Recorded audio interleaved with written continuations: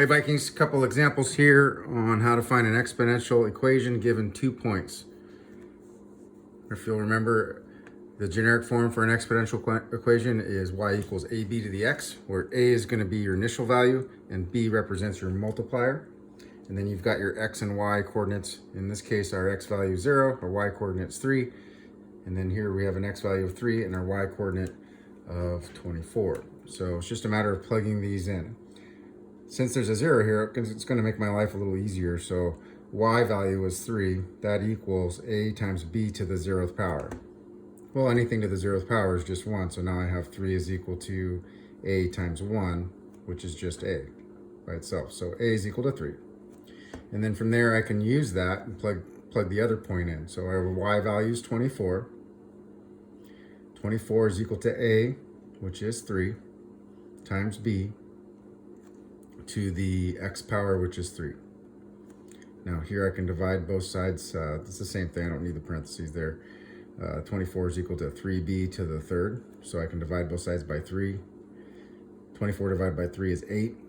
And then here I'll have b to the 3rd. And to undo the cube here, I can just take the square root. Or I'm sorry, the cube root.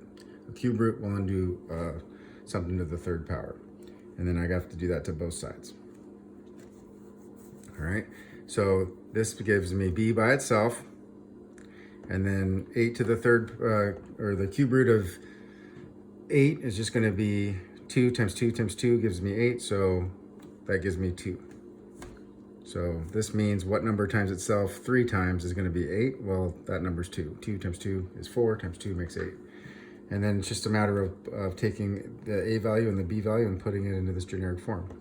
So y is equal to a, which was 3, times b, which was 2, to the x power. And there's my answer for the equation that has these 2 points that go through it. So if I graph them, I have, let's say, 0, 3 is right here.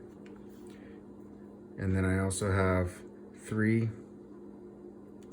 24, might be up, like say there, we'll call that 24. We'll call this 3. So those are 2 points, but we have to remember this is not a linear function, so it's not, you don't draw a straight line between here. You got to see what's going on. It turns out it's a curve. Let's just pick a point, maybe say something down here. -5, we'll say 1, 2, 3, 4, 5. Well, what if this was -5? Where would the graph be going? So we can take and plug in different values for x and y. We already know that if x was 0, then y is going to be 3. There's 1 point, and then another point could be like 3 and 24. We know they're on this curve, but let's see what happens when we come down here and x was -5. So if we plug that in, we'd have y is equal to 3 times 2 to the -5. So we can't have a negative exponent there, so we're going to say y is equal to 3 times 1 over 2 to the 5th. Well, 2 to the 5th is 32. Because 2 times 2 times 2 times 2 makes 32. So 3 over 32, which is a pretty small number, okay? And so as we go further and further this way, that number on the bottom is going to get bigger and bigger and bigger, which means it's going to slowly approach 0. So there's a small number that's less than 1. It's just going to slowly approach 0. Now, what happens when we get here and we start getting bigger? Let's say we got out here to 5. So if I plugged in a positive 5 into this equation, it'd be y is equal to 3 times 2 to the 5th power. Well, y is equal to 2 to the 5th power was 32. So that's 3 times 32, which makes a big number of 96. So the further up we go, it's going to shoot up way up here, and it's going to approach 96 much faster. Okay, so that's exponential growth. There's the graph of it. Hopefully that. All right, we're going to be using the division method to help us solve this. We're going to pick the highest power x term. So in this case, it's a 6. So I'm going to plug in the first one here, 256. That's my y value. Remember, it's y equals ab to the x power. That's our generic form. So here's our y value, 256. That's equal to a times b to the 6th power. That one goes first, and then I'm going to use my other point. I have 16. That's equal to a times b to the 2nd power. So what I'm going to do next is I'm going to use the division method. So I'm going to divide these. So if you remember, when you take b divided by, or b to the 6th over b squared, when we use that division, when we divide, we subtract the exponents. So what would 6 minus 2 be? That's 4. So from this, b to the 6th divided by b to the 2nd is going to give me b to the 4th power. Okay. All right, a divided by a is just going to give you 1. So basically the a's are going to go away and turn into 1. And then 256 divided by 16, you can use your calculator for that. 256 divided by 16, and it comes out to 16. All right, now to get b all by itself, this is to the 4th power. It's really easy to undo that 4th power. All you have to do is take the 4th root. So the 4th root will undo the 4th power, and you're going to be left with b by itself. So whatever this power is, you can take whatever kind of root it is. If it's b to the 2nd, you would do a square root. If it's b to the 3rd, you do a cube root. This is to the 4th power, so you're going to do a 4th root. But you got to do it the same exact thing to the other side. So the 4th root of 16, that's going to be what number times itself? 4 times is 16. Well, start small. 2 times 2 is 4. Times 2 makes 8. Times 1 more 2 would be 16. So the answer to that would be 2. All right, you can use your calculator. Let's see if I remember how to do this. You have to do second, then you hit this button here, the caret button. So it allows you to, actually you have to do 4 because I want to do the 4th root first, and then you hit second, and then you're going to hit that button, and then punch in 16, and that's going to do the 4th root for you, which comes out to 2. Okay, so now we know what b is, we're going to plug that into the other equation.